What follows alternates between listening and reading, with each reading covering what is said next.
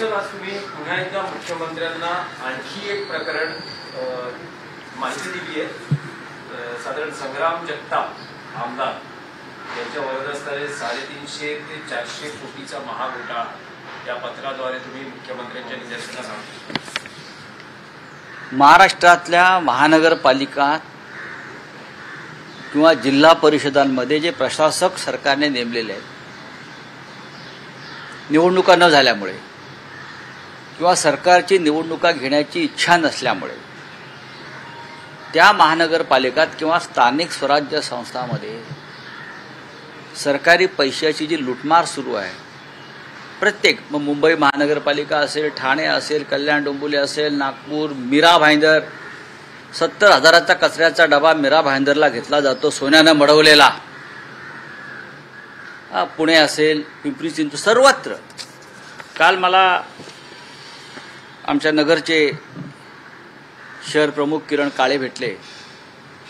अहिल्यानगर महानगरपालिकेत गेल्या काही काळापासून जो प्रचंड भ्रष्टाचार सुरू आहे त्या संदर्भात किरण काळे यांनी वारंवार तक्रारी केल्या मुख्यमंत्र्यांकडे, अँटी करप्शनकडे, संबंधित जिल्ह्यातल्या अथॉरिटीकडे. जर तुम्ही आज अहिल्यानगरला गेला तर रस्ते जागेवर नाही आहेत, नागरी सुविधा नाही आहेत, रस्ते जागेवरच नाही आहेत. अहिल्यानगर महानगरपालिकेतील साधारण 776 रस्त्यांची कामं झाली. 776 रस्ते आणि त्याच्यावर 350 कोटी साधारण खर्च झालेले आहेत, 350 कोटी. आणि तुम्ही जर पाहाल तर रस्ते शोधावे लागत आहेत. या प्रचंड पावसामध्ये जनतेचे जे हाल तिथे सुरू आहेत, हे प्रत्येक महानगरपालिकेत आहे, प्रत्येक. आणि महानगरपालिकेच्या संदर्भात तक्रारी करायच्या कोणाकडे? तिथे जे आमदार आहेत संग्राम जगताप, ते आता प्रखर हिंदुत्ववादी झालेले आहेत. अचानक टिळ्या बिळा लावून फिरतात, भगवा गमछा घालून फिरतात. कालपर्यंत कुठल्या पक्षात होते ते त्यांचा प्रश्न आहे. अचानक सगळे हिंदुत्ववादी झालेले आहेत, ते डुप्लिकेट. प्रशासक, लोकप्रतिनिधी, ठेकेदार यांच्या संगनमतानं अहिल्यानगरची महानगरपालिका एक दरोडेखोरीचं एक उत्तम नमुना आहे या महाराष्ट्रातल्या.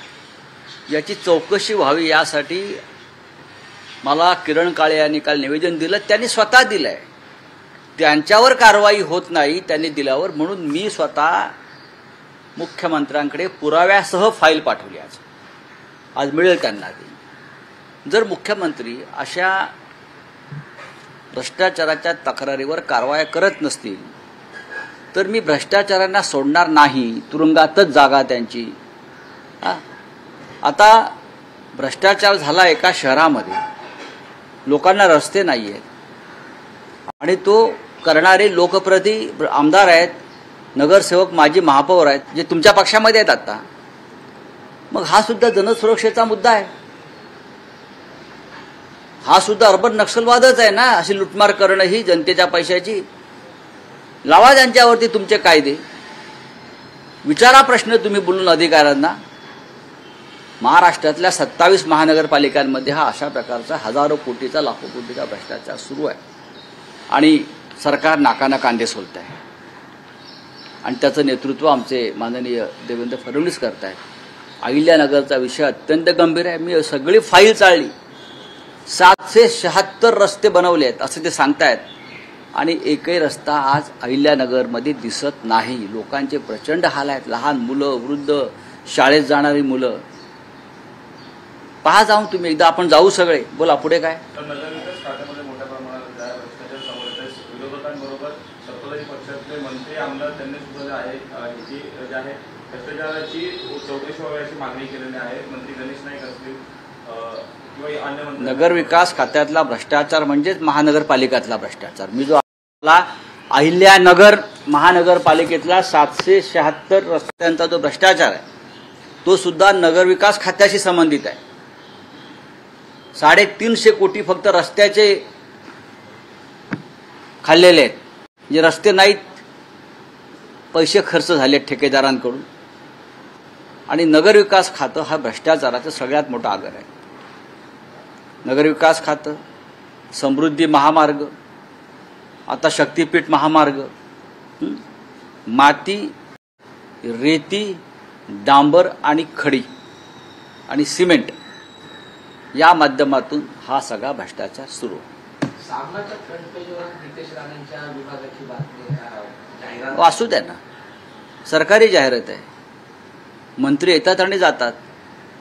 मेरीटाईम बोर्डाची जाहिरात म्हणताय ना. मेरीटाईम बोर्ड काय नारायण तातू राणे यांच्या नावावर नाही आहे ना. मेरीटाईम बोर्ड हे सरकारचं आहे, ते नारायण तातू राणे यांचं नाही आहे. मी बरोबर म्हणतोय ना, सरकारची जाहिरात आहे ती. आमचं भांडण भ्रष्ट राज्यकर्त्यांशी आहे, गद्दार सरकारशी आम्ही निपटून घेऊ. राऊत साहेब, तुम्ही उद्धव ठाकरेंची मुलाखत घेतली आहे. 19 आणि 20 तारखेला ही मुलाखत प्रसिद्ध होते. त्याआधी तुम्ही जो टीजर समाज माध्यमांवर प्रसिद्ध केला, त्यात उद्धव ठाकरे असं म्हणतात की राज ठाकरे आपल्या सोबतच आहे. का एक भाऊ एका भावाबरोबर नसावा का? जर एका मोठ्या भावानं लहान भावाविषयी मत व्यक्त केलं आहे की भाऊ राज ठाकरे या क्षणी माझ्यासोबत आहे, त्याच्यामध्ये कोणाला अस्वस्थ व्हायचं कारण नाही. उद्धव ठाकरे यांची मुलाखत येईल, ती आपण जरूर पाहायला पाहिजे. एक आदर्श मुलाखत आहे ती, एक आदर्श मुलाखत आहे. अनेक विषयांवर त्यांनी आपल्या भूमिका आणि मतं स्पष्ट केल्यात. बऱ्याच काळानंतर ती आपण पाहिली पाहिजे आणि त्यानंतर तुम्ही प्रश्न विचारायला हवे. माझ्या माहितीप्रमाणे राज ठाकरे आणि उद्धव ठाकरे यांच्या संदर्भात सातत्यानं प्रश्न विचारण्यापेक्षा महानगरपालिका निवडणुका झाल्यावरती काय होत आहे त्याची तुम्ही वाट पाहायला पाहिजे. आत्ताच मी राज ठाकरे यांचं एक पोस्ट वाचली. ती वाचल्यावर सुद्धा तुम्हाला त्यातले अर्थ आणि संदर्भ कळायला पाहिजे. पण राऊसाहेब, एकीकडे उद्धव ठाकरे वारंवार असं म्हणताय, सकारात्मक प्रतिक्रिया देत आहेत, युतीवर भाष्य करता आहेत, तर दुसऱ्या बाजूला राज ठाकरे हे सबुरीने घेताना दिसत आहेत. घेऊ द्या ना. शिबिरात त्यांच्या कार्यकर्त्यांनी आग्रही मागणी केली की उद्धव ठाकरेंबरोबर युती झाली. असं आहे. कधीतरी मीडियानं या विषयाला पूर्णविराम दिला पाहिजे. काही का जर राज ठाकरे असं म्हणतायत अद्याप म्हणजे नाही, निवडणुका जेव्हा जाहीर होतील तेव्हा पाहू, म्हणजे निवडणुका होईपर्यंत त्यांनी अल्पविराम दिला पाहिजे या विषयाला. तुम्ही रोज प्रश्न विचारून उत्तर तेच मिळणार आहे ना. म्हणून असं म्हणतो की माननीय उद्धव ठाकरे यांची मुलाखत वाचा आणि आज राज ठाकरे यांनी समाज माध्यमावर म्हणजे त्यांच्या एक्स अकाउंटवरती जी भूमिका मांडली आहे तीही पहा.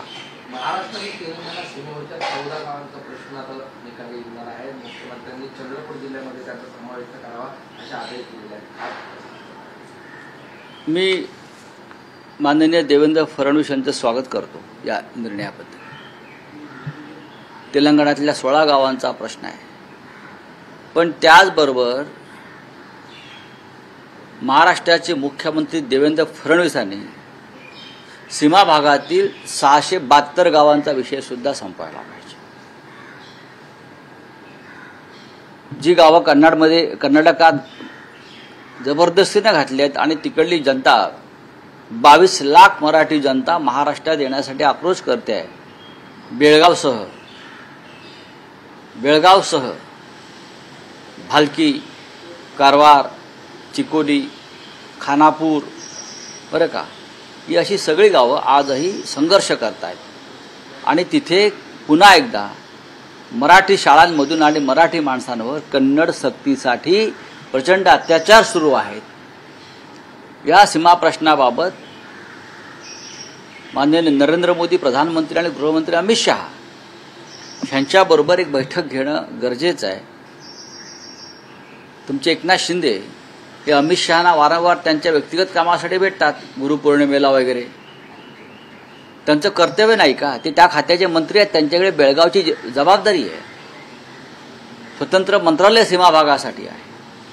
मुख्यमंत्र्यांनी एकनाथ शिंदे यांना आदेश द्यायला पाहिजेत की आपण बेळगावात जा आणि बेळगावात जी मराठी सक्ती सुरू आहे त्याविरुद्ध महाराष्ट्राचे प्रतिनिधी म्हणून आंदोलनात सहभागी व्हा.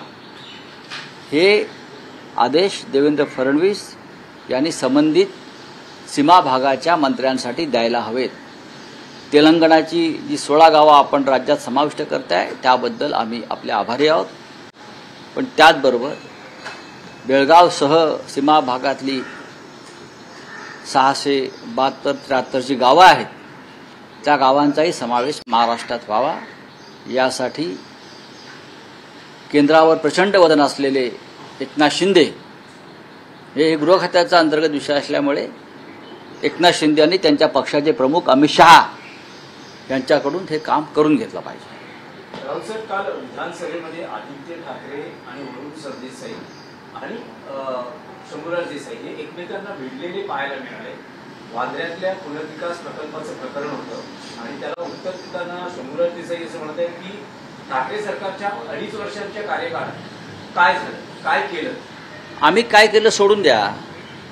सरकारी पैशानं शंभूराज देसाई आपल्या वडिलांचं स्मारक उभारत आहेत पाटणला, आपल्याला माहिती आहे का? मी बाळासाहेब देसाई लोकनेते यांच्याविषयी मी समजू शकतो। लोकनेते बाळासाहेब देसाई यांच्याविषयी मी समजू शकतो, ते बाळासाहेब देसाई होते। मराठी माणसाविषयी प्रचंड आस्था, प्रेम आणि संघर्ष करणारे ते नेते होते। पण बाळासाहेब देसाई यांच्या स्मारकाविषयी आम्हाला आस्था आणि आदर आहे, पण शंभूराजे देसाई यांच्या वडिलांविषयी प्रेम असेल आम्हाला, पण शासकीय पैशातून तुम्ही त्यांचं एक स्मारक उभारताय पाटणला, काय म्हणून? असं काय महान कार्य आपल्या पिताश्रींनी केलेलं आहे हे जरा महाराष्ट्राला कळू द्या। आपण बांधू शकता आपल्या पैशानं खाजगी, पण शासनाच्या पैशानं आपण बांधताय त्या संदर्भात एक टेंडर काढलेलं आहे सरकारनं। शिवाजीराव देसाई कोण, त्यांचं कार्य काय याच्याविषयी महाराष्ट्राला नव्हे सातारच्या जनतेला सुद्धा कळणं गरजेचं आहे। मला कोणाविषयी आक्षेप घ्यायचे नाही, पण हा शासनाचा पैसा आहे। आपण जे म्हणताय ना काय सरकारनं केलं, सरकारनं हे तरी केलं नाही, आमच्या सरकारनं हे तरी केलं नाही। चला धन्यवाद। एक विषय आहे की शिंदे शिवसेनेशी एक नवा मित्रपक्ष जोडला जातो आहे। आनंदराज आंबेडकरांच्या रिपब्लिकन पक्षाबरोबर आज शिंदे शिवसेनेची युती होते। आज दुपारी त्या बाबतीतली अधिकृत घोषणा। ठीक आहे, त्यांचा विषय आहे तो, त्यांचा विषय। आनंदराज आंबेडकर लोकसभेच्या आधी आमच्याकडे आले होते, आमच्याशी चर्चा झाली होती त्यांची, ठीक आहे। प्रकाश आंबेडकरांचं ऐकलं जातं एवढंच मला माहिती आहे। आनंदराज आमच्या सगळ्यांचे मित्र आहेत, त्यांचा एक स्वतंत्र पक्ष आहे आणि लोकसभेच्या आधी त्यांच्याने आमच्या बैठका नक्कीच झाल्या होत्या। लोकसभा निवडणुकीआधी त्यांच्या आणि तुमच्या बैठका झाल्या होत्या, त्या कशा संदर्भात झाल्या होत्या? ते त्यांना आमच्यावर युती करायची होती, त्यांना महाविकास आघाडीत यायचं होतं। तेव्हा ते भारतीय जनता पक्षाबरोबर संबंध ठेवायचा नाही, प्रत्यक्ष किंवा अप्रत्यक्ष अशी त्यांची भूमिका होती।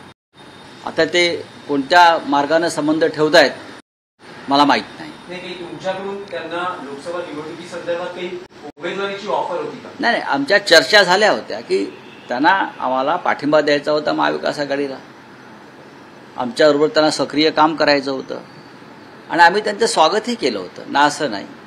पण नंतर तो विषय थांबला, ठीक आहे चालू द्या। आता ते शिंदे साहेबांबरोबर तुमच्या चालले आहेत ना, तुमच्या हा सगळ्यांचे सर आमचा तो एकनाथ होता। सर आपने एक लेटर लिखा है बनता में जो घोटाला है सीएम को, क्या पूरा मामला है सर? ये बात ऐसी है, महाराष्ट्र के सभी महानगर पालिका में इस प्रकार के घोटाले चल रहे हैं।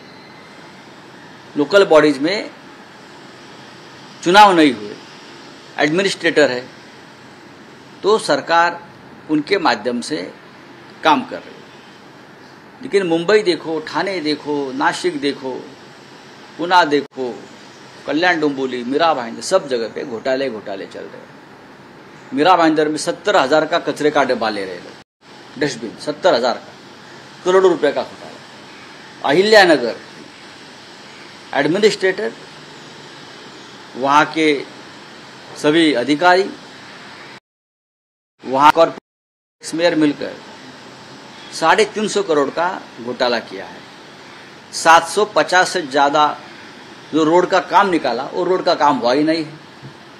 आप जाकर देखिए लोगों की हालत क्या है बारिश में, लोग सड़क पर चल नहीं सकते, गाड़ी की बात छोड़ दो, तो पैसा कहाँ गया? मैंने सीएम साहब को ये बोला है कि भाई ये तो आप देखिए, आप बार बार बोलते हैं भ्रष्टाचार को मैं बर्दाश्त नहीं करूँगा, आपके सामने भ्रष्टाचार हो रहा है, देखो सर लगातार आप लेटर भेजे, कार्रवाई अभी तक कोई नहीं, वो कार्रवाई नहीं करेंगे। कार्रवाई की क्या उम्मीद कर रहे हो इस चीज को? नहीं, मैं उम्मीद में नहीं करता हूँ, लेकिन मेरा काम मैं करता रहूँगा। और जब वो लेटर पूरे हो जाएंगे भ्रष्टाचार के, तो उसका किताब का विमोचन मैं मोदी जी के हाथ से करूँगा।